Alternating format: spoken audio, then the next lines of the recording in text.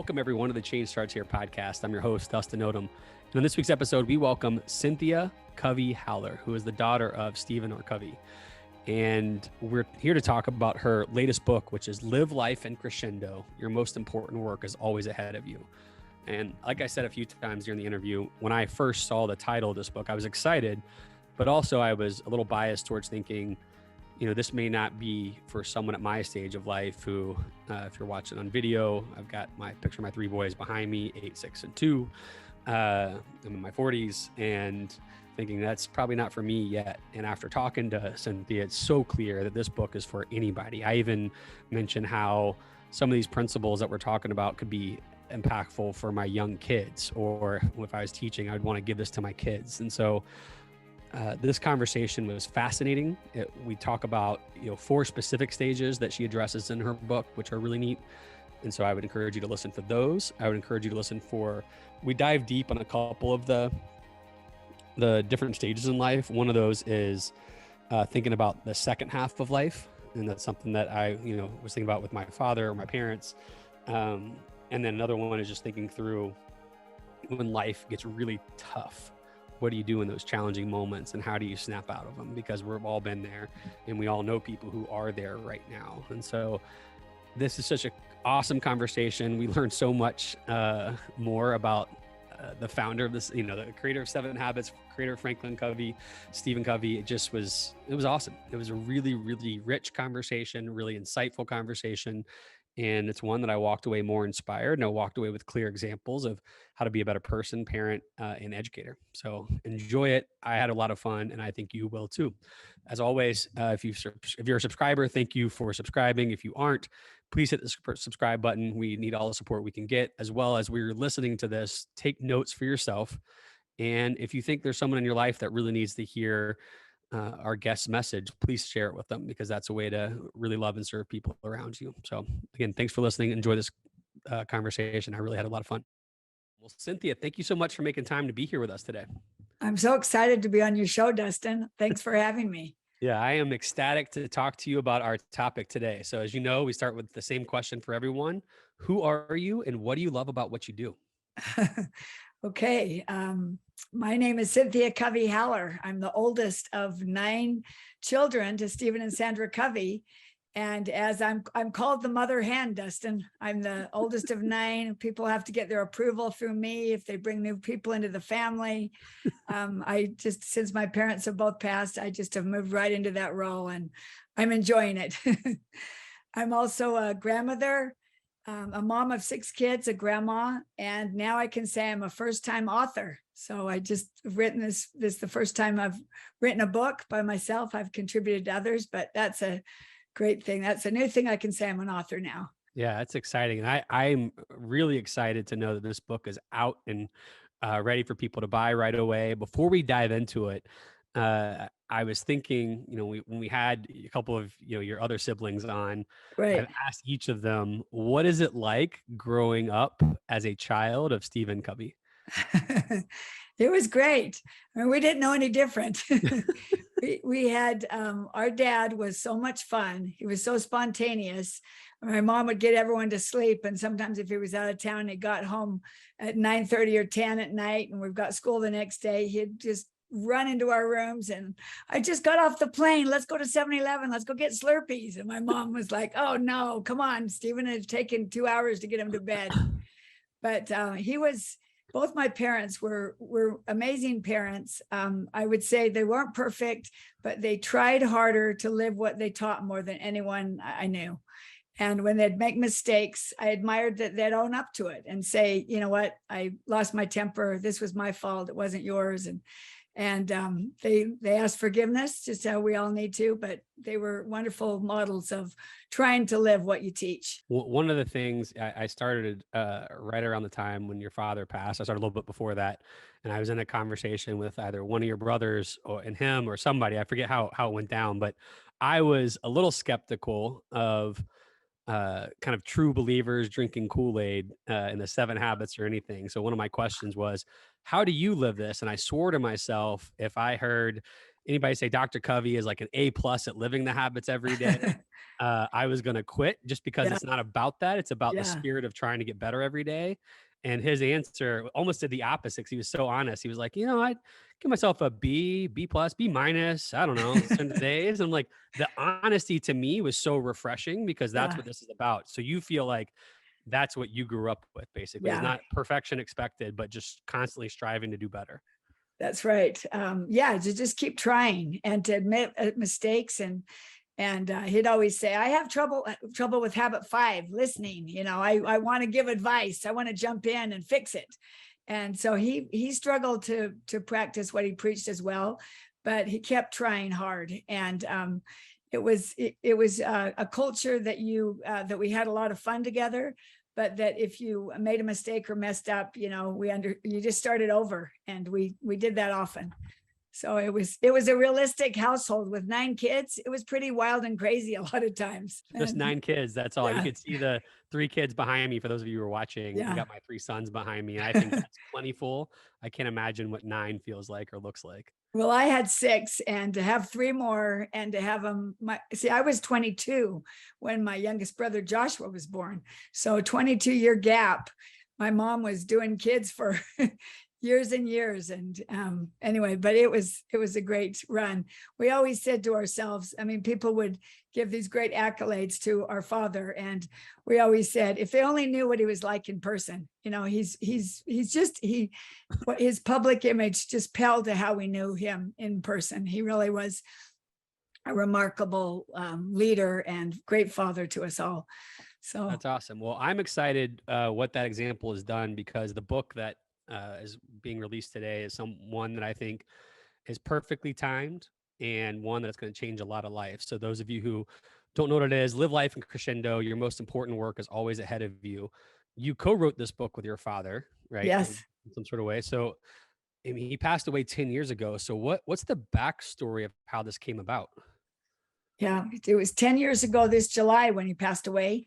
But back in 2008, my dad and I were talking. He was telling me all the projects he had going, and he had 7 or 8 different books and different things he was involved in.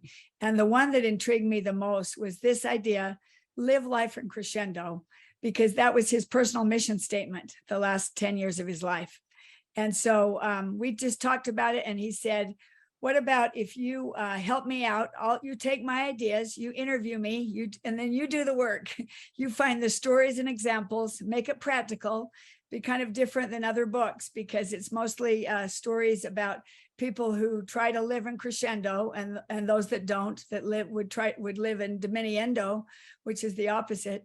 And so this was my assignment to take the ideas and to go with it. And so I interviewed him, and I got some things from other writings, and we talked about it for years. And having 6 kids and all the pressures I've got that went with that, and some responsibilities and some other jobs and things, I just didn't get it finished before he passed away. And so he'd always bug me and say, "How are you coming on the book?" I'm doing it, Dad. When get at it already. And so sadly, when he passed away, it wasn't finished. But it kind of gave me the momentum to be a faithful translator for him, and to jump ahead. And it's been 10 years. It's taken 10 years since he passed, of really steady writing off and on to get this finished. But what a great journey. And I felt close to him as I was doing it. It was a great thing for our continued relationship. It meant a lot to me. That's awesome. So for those of us, I will say I am not the most musically inclined person. I have Yeah. an idea of what crescendo is. Can you just describe to us what the power is in crescendo, and what the meaning, what the symbolism is? Right. Yeah, like I said, we took this from his personal mission statement, but it's a musical analogy. Crescendo, if you see it on the page on sheet music, it means that you grow in grandeur, in volume, and energy, that it keeps expanding, it keeps going, it doesn't stop. The sign of a crescendo is outward. It starts with a pinpoint, and then it goes out, and the lines never touch again. The opposite is true, diminuendo. if on a musical score, shows that it slows down, it lessens in value, in volume and power and energy.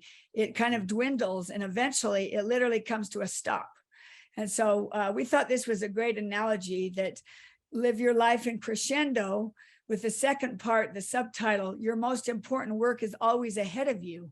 To have the mentality, and I'll talk more about the crescendo mentality of thinking, that your best work is still to come, and that you should continually keep learning and stretching and growing, and not be satisfied where you are. Or if you're starting to find yourself living in diminuendo, that you turn that around, and you make it happen to keep increasing in your life instead of diminishing.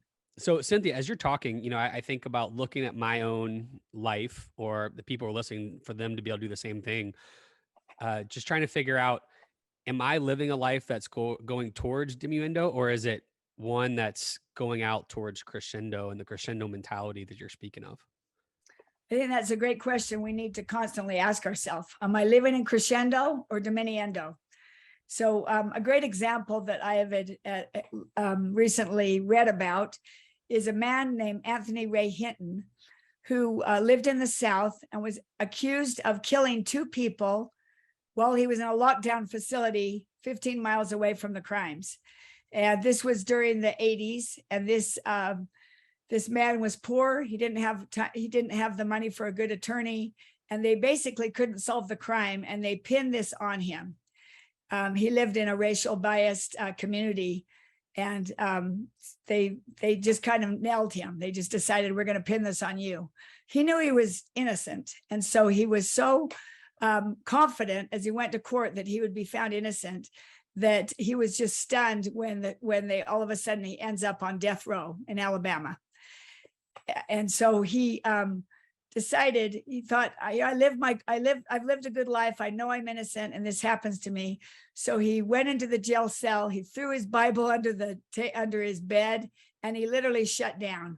He decided, I'm not going to talk to one person. He didn't talk to the guards, his inmates near him. He talked to no one except for friends that came to visit him for 3 years. He lived in diminuendo. He shut down and just was so discouraged and depressed that he didn't offer anything.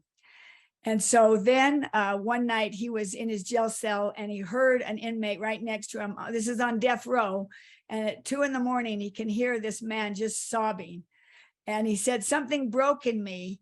And I had the desire to comfort another human being. And he decided to break his silence, and he asked him what was wrong.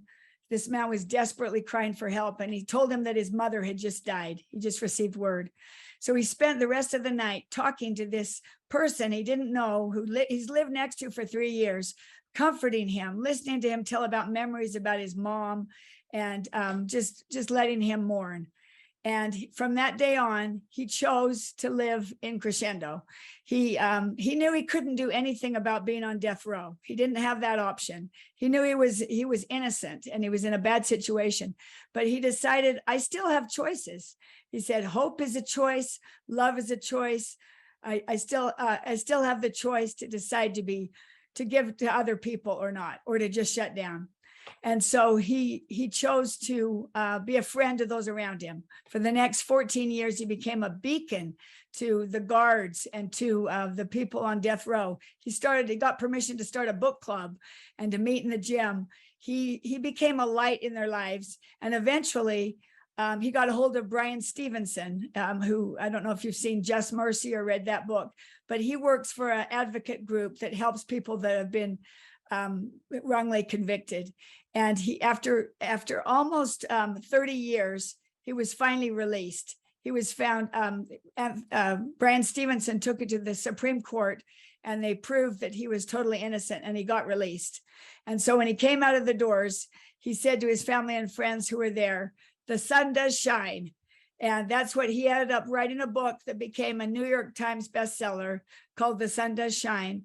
And from now on, from that moment when he spoke to that inmate, he lived in crescendo. He's an advocate now and a community leader, a speaker for Equal Justice Initiative that's helping other people that have been unjustly accused and condemned. And he is a light in the world. He said they took my 30s, my 40s, my 50s, but one thing they couldn't take was my joy. And he consciously chose to live a life of crescendo, where before he totally shut down and would have had no influence. And now his circle of influence is enormous, and it's spreading across America. So that was an incredible story to me. So when you think about a story like that, what would you say are the ingredients or the basic foundation building blocks of a crescendo mentality like the story you just described? That's what we're proposing in this book, to adopt a crescendo mentality, which is a new way of thinking, putting on a pair of glasses, a new paradigm to look at life in every age and stage that you're in. And it's the idea that this is my situation that I'm in, and looking at a problem, thinking I'm going to make this better. I'm going to find a way to make it work. I'm going to start with myself, kind of like your broadcast, Dustin, to work from the inside out. Change starts with me. If you're an educator, how can I improve myself, my classroom? How can I be more of a leader and a mentor to those that I lead in administration? How can I overcome a stagnant feeling in my as a teacher or in the policies that I have? What can I do? How can I take responsibility for this problem and own it? And increase in becoming better, and increase in looking for solutions to my problem, rather than shutting down and just giving into them like Ray did for the first 3 years. So when you were just talking about no matter what point of life, because when I saw the title, I've dug into the book now, but when I saw the original title, I was like thinking when living life in crescendo is more towards the back half, not middle, front half. It wasn't about stages, and you just described right there that it's whatever stage of life you're in. And I know that your book breaks down a few different stages. Can you just do a quick Right. high level overview of what are the stages that you address in your book? Yes, it does apply to every age and stage of your life. The first one we talk about is a midlife stage. A lot of times in their midlife stage, midlife is where people realize, I'm not really where I wanted to be. I'm 50 years old and I thought I'd be successful and have a lot of money, or I thought I'd have influence, and maybe I'm not there. Or maybe I just went through a divorce, or maybe something happened that I feel stagnant.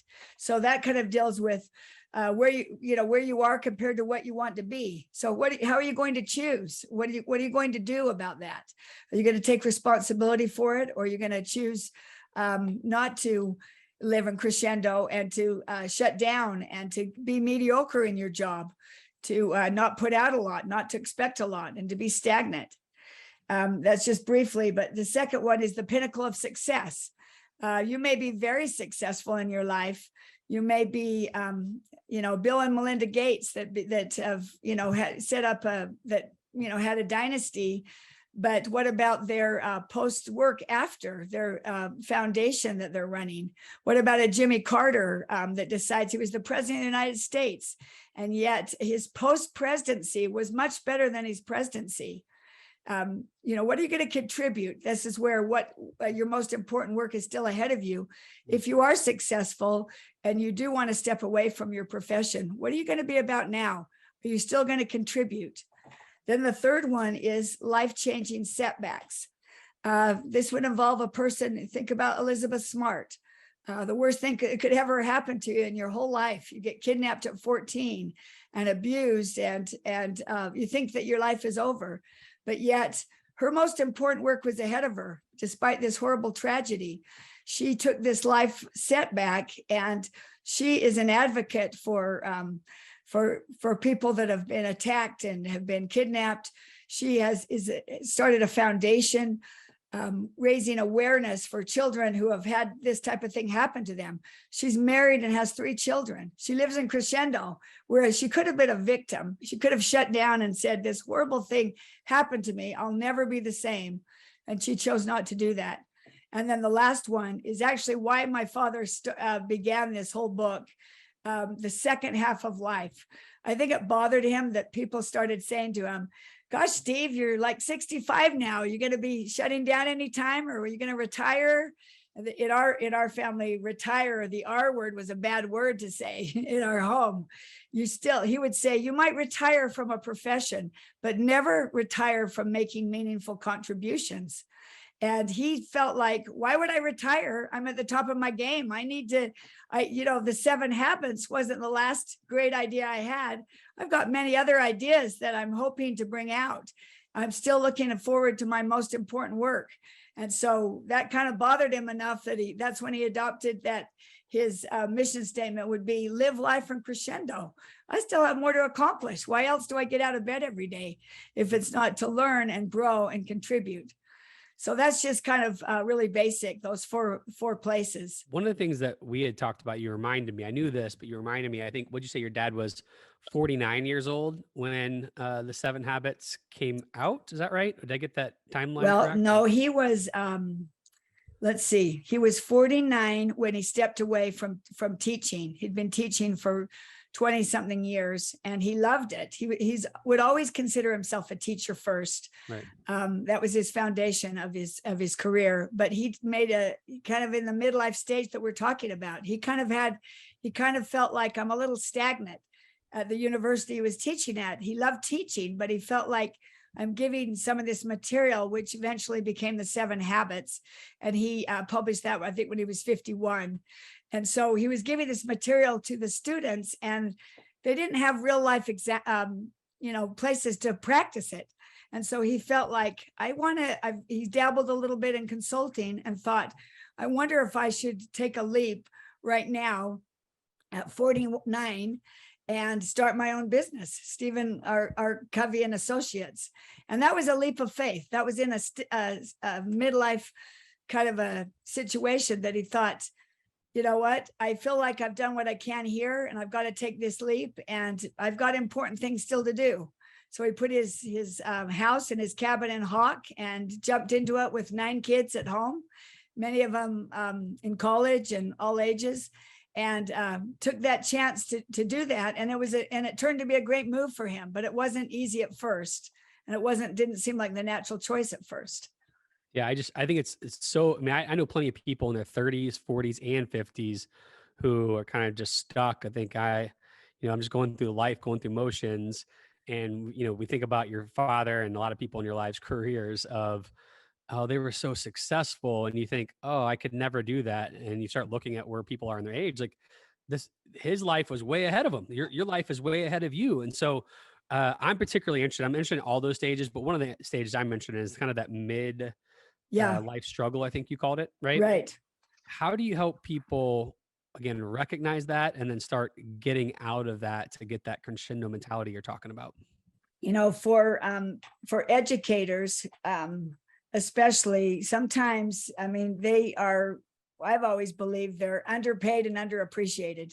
They're in a tough situation. Most of them go into it because of love of learning, love of sharing their a mission or a purpose they have of helping enrich children's lives. And so to have a midlife in the middle of that, to feel like, okay, I'm not appreciated, I'm not valued as much. I thought that they would enjoy it more than they are. I thought I'd be making more of a difference than I am. To examine where you are and think, okay, the crescendo mentality teaches me that I can do something about it. I can become a better teacher, a better administrator. I can make small changes in my life that will ultimately impact others. There was a man named Brian Lestarge who taught junior high science, and he had a passion for science and wanted to the reason he went into it is because he wanted to light a fire in his students so that wanted to get them past the theories and the rules of science and make it so fun for them that they would want to be in it and ignite a fire in them to become doctors and engineers, and he had the long term in mind for them. So he created a fun class where he had experiments where they could do different combinations and blow things up, which you can imagine junior high age kids would love that. Every year they'd shoot off bottle rockets on the back of their school to see who would go the furthest, and they'd study the laws behind it, but they got excited about that because of the activity that they did. Well, he came to a point in his life where he felt like, I went into teaching for this reason, but I don't know if I am making a difference. And he started to lose a little bit of sight of why he went into it, and even considered, although was the best teacher at the school, quitting and going into another profession. Well, about that time, a group of parents nominated him for a prestigious education award, which he won. And the reason he won it is because they got testimonials from kids who had taken his class and had applied what they learned at a university and were now doing, like he said, becoming engineers and doctors and in the field of science. And him winning this award, his wife wrote a letter to the committee saying, totally renewed him. He said it brought back, this is why I went into teaching, because I wanted to make a difference in their lives. Sometimes we lose sight of that. Sometimes we don't have that feedback. And so it's good. The midlife, there's two perspectives in the midlife we talk about in the book. And one is, maybe you are more successful than you think you are, like Brian Lestarge, or even like George Bailey in A Wonderful Life. He was very successful, but he didn't think he was. But he had influenced and helped and contributed to the life of so many people in his town, and that he didn't realize he was successful. He was measuring it by finances and by traveling and things. But the second perspective is, if you are in a rut, if you are struggling and you're stagnant, take action and do something. Make it happen, make a change in your career, in your life, or just improve. Use the crescendo mentality of thinking to see things clearly and decide, I've got to work from the inside out. I've got to improve my abilities in the classroom or with my teachers and my administrators so that I can pull myself out of this rut. So I think what we have seen in the last decade that I've been here is there's a lot of folks who just get stuck in the rut. Because like you said, a lot of them might be underpaid and underappreciated, and they have given their blood, sweat, and tears to be able to serve kids or serve their schools, and they're just burned out. And I feel like helping people have clarity of mission and purpose has been one of the biggest things. The inside out thing you just talked about has been one of the biggest things someone can do to help them figure out if they're in the right space. And if they are, and I think most of them actually are, it's reminding them why they are there so they can wake up every day to make that impact and not get sidetracked by the nonsense that they've been experiencing, likely with other adults or culture issues, right? That's exactly right. You've got to have a purpose of what you're about. My dad always liked to quote his grandfather, who said, life is a mission, not a career. You choose different careers, but your whole life, find out what you feel your unique mission is to serve. Viktor Frankl taught that you don't invent your missions, you detect them. And so do what it takes to, with a crescendo mentality, to detect, what is my mission about? What am I about? What contributions do I want to make in my field? And just go about creating them. My dad always loved to quote Peter Drucker, who said, the best way to predict your future is to create it. And so a lot of this is, the crescendo mentality of thinking in terms of, how can I improve and get better? How can I take action for myself? My father always called it resourcefulness and initiative, R&I. Whenever at home, we would make an excuse. Oh, my teacher is so dumb. I'm failing math. You're failing math. Whose fault is that? Well, my teacher, he's an idiot. He doesn't give me the good assignments. He's so boring. R&I, resourceful initiative, take responsibility for yourself. It's up to you. It's not your teacher's fault. Well, he's really bad, Dad. Well, you can deal with that at another level later, but you've got to pass this class. So shape up and do what it takes to do it. We could never complain to him about our circumstances. Luckily, my mom balanced us out, and we could complain to her. She would massage our hearts and make us feel better and say, that dumb teacher, I'm going to go talk to him. What is he doing? Doesn't he know that you're one of the best students in the class? But my dad wouldn't let us shift the responsibility. He'd say, whether you pass or not is not up to the teacher. It's what you do next. I love that. You brought up a question that I have for you, or it could be, answer what your dad would think too. But when you talk about a mission statement, so there could be people who are listening who are thinking, I have a mission statement and I'm still stuck. Do you have any advice for how often you should revisit that? How often you should amend that, change it, rethink it? Or is it something that you just continue to use as a true north and just think about your actions if you're getting closer to that or not. I like to, sharpen the saw. One of the 7 habits. I like to renew all the time. I think that you constantly have got to revisit your mission statement and maybe change it, and maybe just practically think of, okay, here's my mission statement, but what am I doing? Where am I living in Crescendo right now, or Diminuendo? How am I contributing to this? A good question is saying, what happens to a person, maybe an educator or a person in business or whatever, who starts living a life in diminuendo? What are the fruits of that? And that is, you can see putting out very little. We all know people, you go to a job or you go to a business and you can see they hate their job and they are stagnant and they're not making an effort. So those signs that you could maybe see in your own life has got to promote some change within, and think, living in Crescendo means that I improve and I learn and I start again. Second chances are a big part of this book, and about reinventing yourself. I have a great story in here about a man at 47 he started a business when he was in his mid-20s, and by the time 20 years later, his business partners had taken over the business and pushed him out, and he didn't have a business. So at 47, he's unemployed with debt and doesn't know what he's going to do. And he decides, you know what, I'm going to reinvent myself, like we're talking about. I'm going to have a new mission statement. He'd always wanted to be a lawyer. He decided at 47 to go to law school.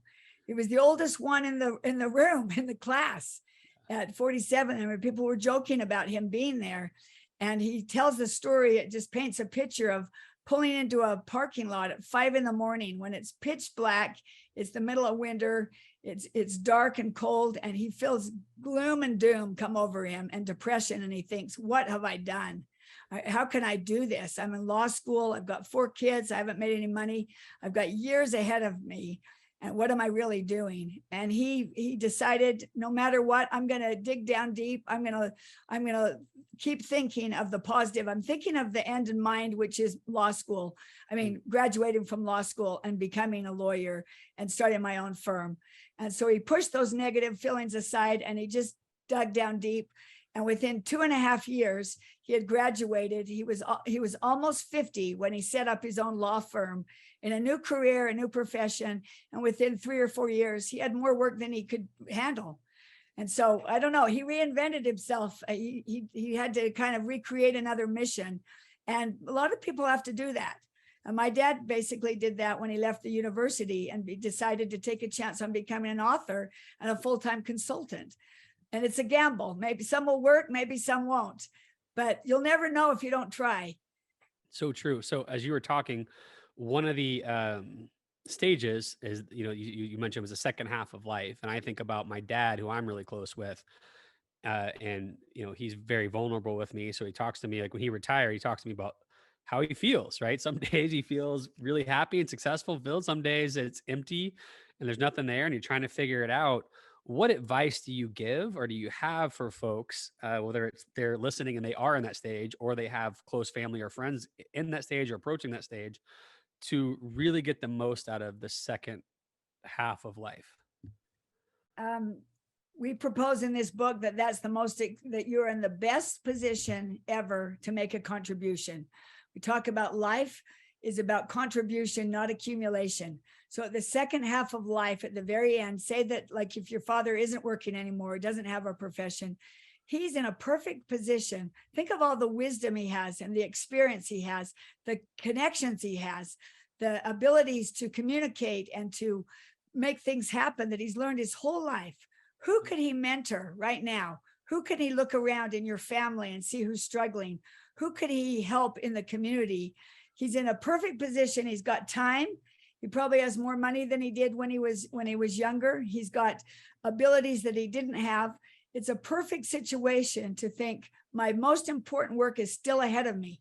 What cause or what important thing am I going to be about in the next 10 to 15 years?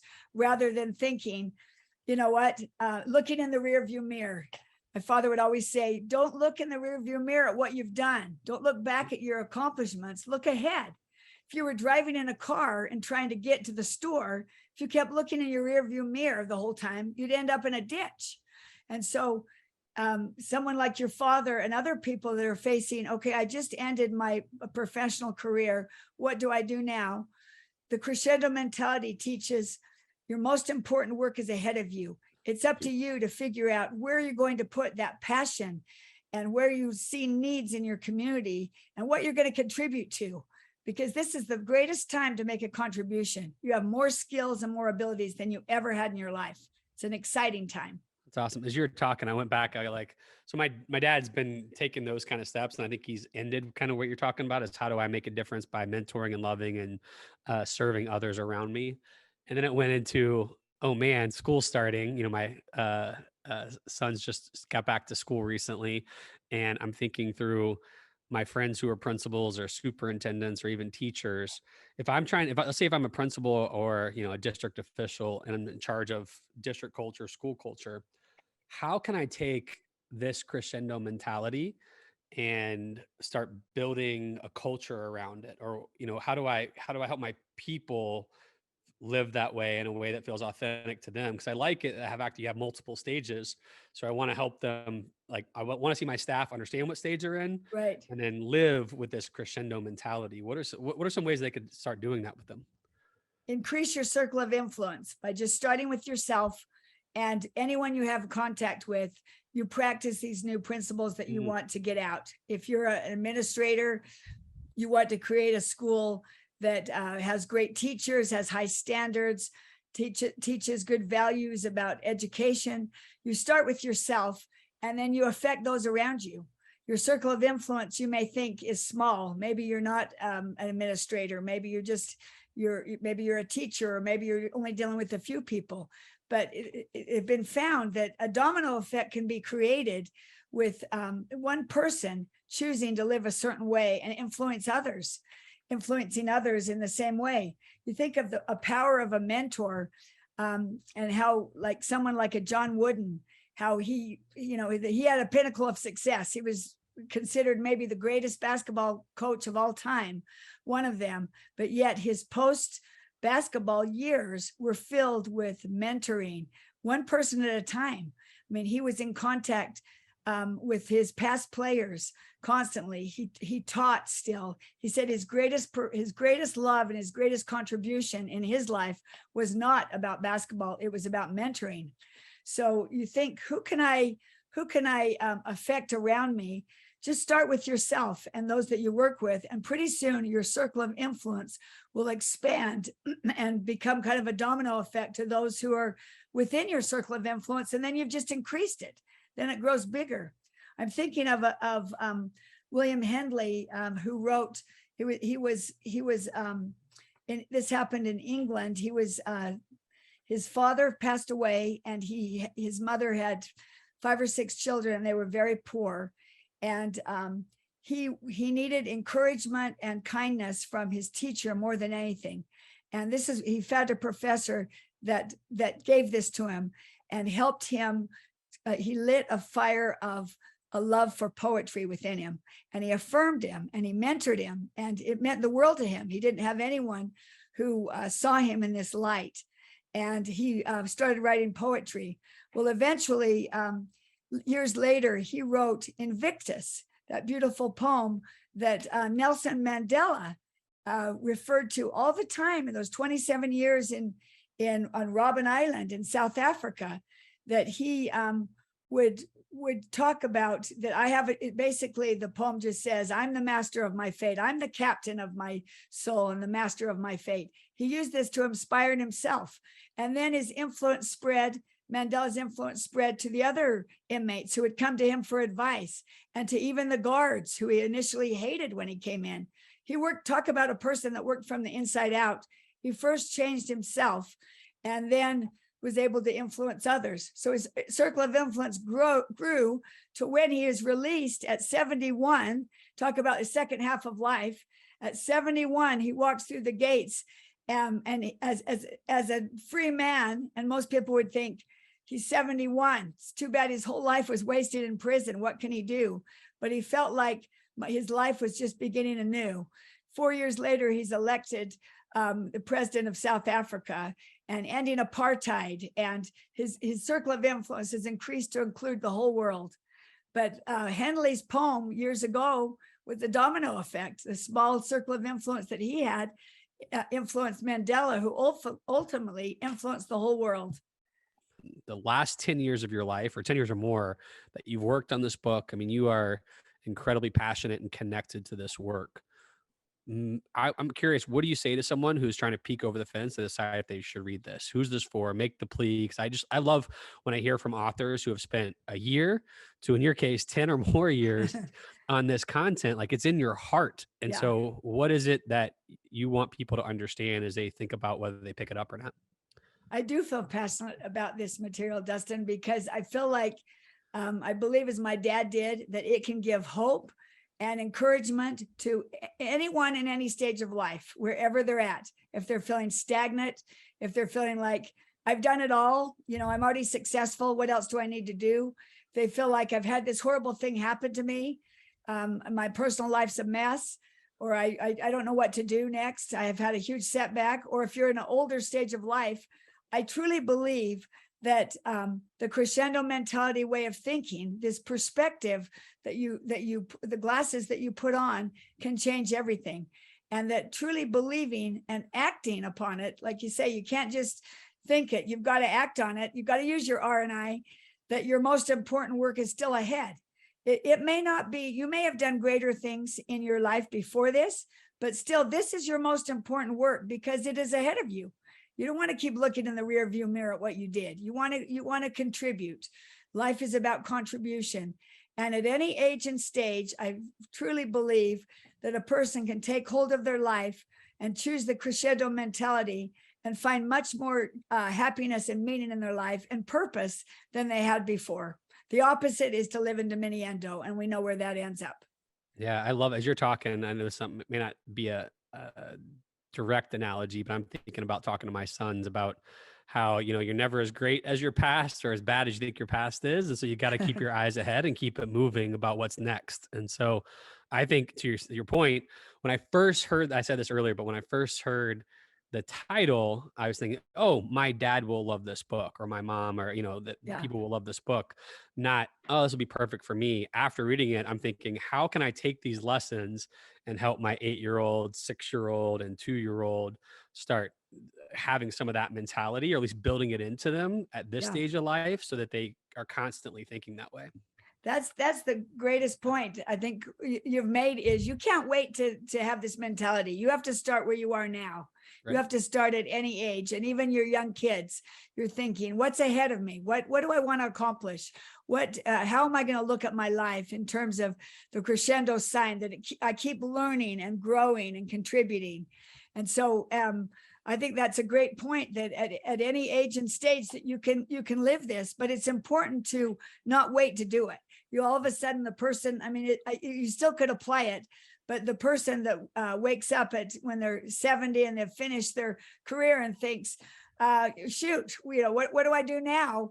You're more prepared if you think to yourself, this is a journey that I'm on.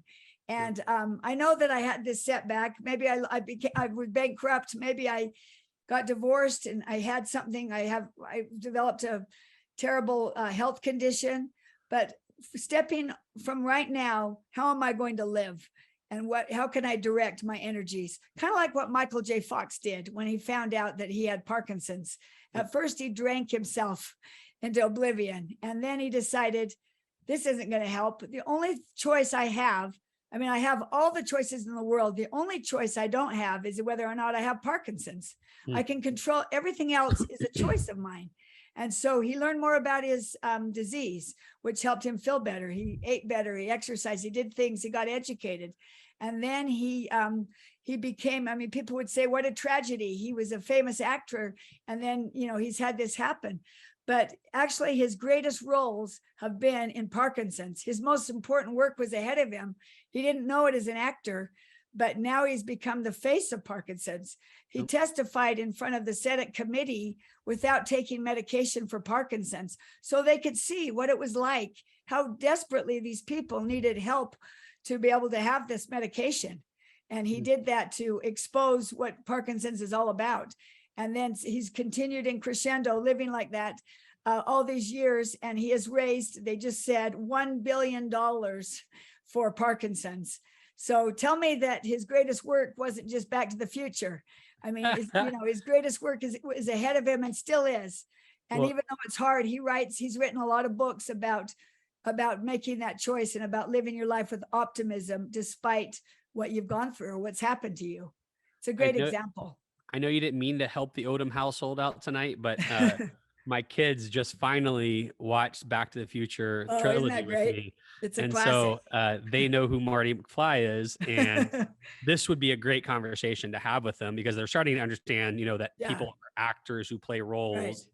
And so thank you, I guess I will say. That's going to be our dinner conversation this Yeah. evening. So I appreciate it. So real quickly, we end with the same questions.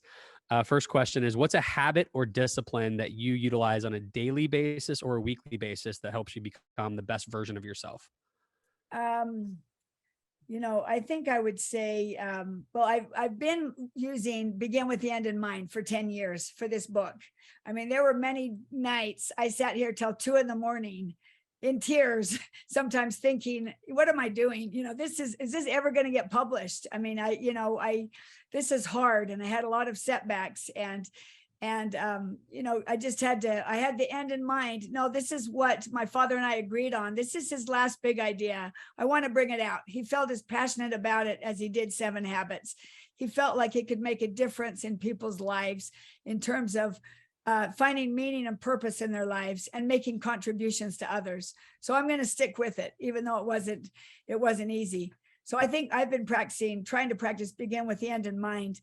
But I think my favorite habit, and there's lots of other habits, but I'm just choosing another one of his, and that is sharpen the saw. I love more than anything to go for a run or to exercise, to go out in nature, to find myself is what I call it, and just kind of renew and think about, you think about your mission statement, you think about your most important roles, talk about in the midlife stage.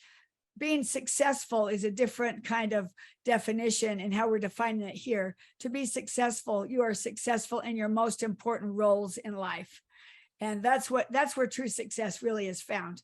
So I would probably renew those in my mind and renew my body and spirit.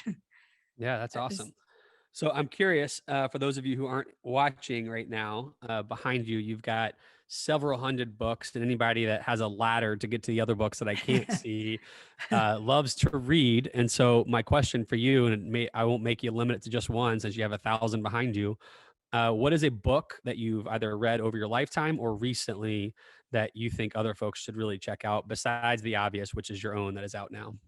Yeah, that's great. I'm not going to plug my own again. I told you about The Sun Does Shine, a great example from Anthony Ray Hinton. It's become a New York best time seller. That you think you've got a hard and bad life. You read about what happened to this man for almost 30 years, falsely imprisoned, and how he conquered that through his Crescendo mentality outlook and changed his life. And what he's contributing now. Another one is Melinda Gates's book, The Moment of Lift. She for being a billionaire, she is incredible. She went to these places, villages in Africa and in all across the world in underprivileged areas to figure out how they could help with poverty, people that are immersed in deep poverty. And she was asking the hard questions, and she lived among the people and got into the culture. And I know that she and Bill are divorced now, but they both are committed to their foundation, which has saved millions of lives through vaccinations and through other things. And Melinda talks, her main premise of the book is that it's how if you lift women in the culture of people that have great poverty, that you can lift a whole village. If you can understand and get to empower a woman in the different cultures that they lived in, it can affect the whole community. It's very inspiring. I loved it. That's great. Well, I appreciate it. And so other question, you said you go out for a run. So I'm curious while you're Actually, running. I got to correct myself. I had double knee surgery. See, I had to live in Crescendo to do that. I had double knee replacement, and I did it at the same time because I had to be efficient. I didn't have time while I was writing my book to do one after another. So I had 2 knee replacements. So I go for a walk. Hey, that's okay. My headphone and listen to books. So that's what I want to know. So what's on your playlist when you now walk? But anybody who has double knee replacements was likely a runner for some time. So we'll just stick with that. But you've earned your mileage, so I can call you a runner still. But while you're walking, if you want me to be intellectually honest, what's on your playlist? What kind of music? What kind of artists? What songs? What is it? Well, I love Ed Sheeran. I lived in Ireland for 5 years. Really? Yeah. For 5 years of my life. So he's my top.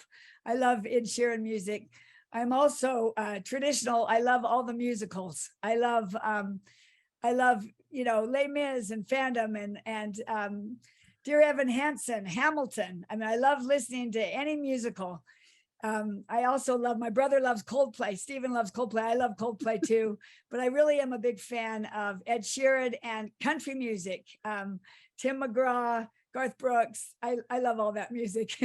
Kind of sappy music, but it feel good kind of music that can really motivate you when you're out walking. It's true. So Phantom of the Opera was one that my stepmom and I used to sing all the time, which I loved. And then my wife has all of our boys rocking out the country on a regular basis. So that's great. And it's a great thing to do when you're doing dishes, when you're just all together, when you're doing a task, you're doing something that's not so fun. If you start role playing, going through the different voices, and like in Les Mis or in some of those dramatic ones, it's really fun. I love that. I love that idea. My family does that back and forth. One will be Javert, one will be, Jean Valjean, and we have Cosette come in, and they just, we get into different roles in singing Les Mis, especially. And before you know it, you've cleaned up dinner from, I guess it's probably at least 6 kids. So you probably got some spouses and grandkids in there. So it could be like 30 some odd people, right? That's right. My dad invented what he called the 10-minute program. Everybody works hard for 10 minutes and to do the dishes, to clean up. And you'd be surprised if you've got music on and you're all working, you're all buy into something, and you divide up the task, you can get it done in 10 to 15 minutes and awesome. Still have fun too, not hate your life. I will steal that. Thank you so much. So last question before we let you go, because we're about at the top of the hour, would be what is, you're surrounded by a lot of great thought leaders. You're surrounded by a lot of influential people. You're a reader, as it shows with your library behind you. What's the best piece of advice you've been exposed to lately, whether it's a book, social media, listening to someone speak, TED Talk, whatever, that you just can't get off your mind and you want to share with people in regards to making change in their life or impact on the people's lives around them? I've got to go back to believing that you can live your life a crescendo in any situation that you're at.